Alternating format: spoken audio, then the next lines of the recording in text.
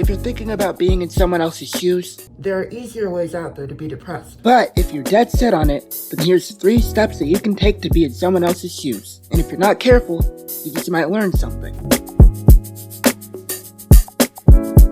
Step 1.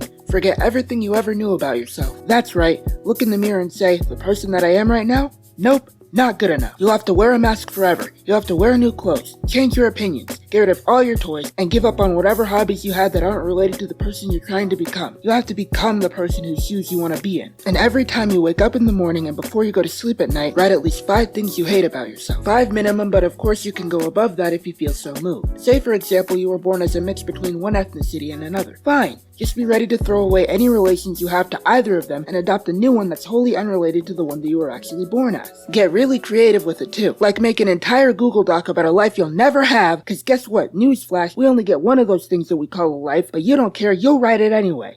In surprising detail. Essentially become something that you can't be, but in the worst, I mean best way possible. Step 2. Fake it till you make it. Now that you've forgotten what made you you, you have to embrace the new you. Sure, you may be having second thoughts by this point, but who cares? You've already committed to living as someone else. After all, there was a reason why you wanted to be somebody else so bad, right?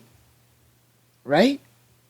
Right! No point in looking back now. Now you gotta strut your stuff. Front, front, front, and front till you can't front anymore. It's a lie that'll become real by virtue of believing it to be so. After all, if it doesn't become real, what was the point in doing this? But yeah, just keep fronting, you got this. If anyone tries to remind you of the person you used to be, your quote-unquote true self, just ignore them as they're haters that are trying to bring you down. Keep believing in it, and make others around you believe it too until eventually it becomes your new reality. Because after all, your old reality was worth leaving, right? Your old you was worth abandoning, right?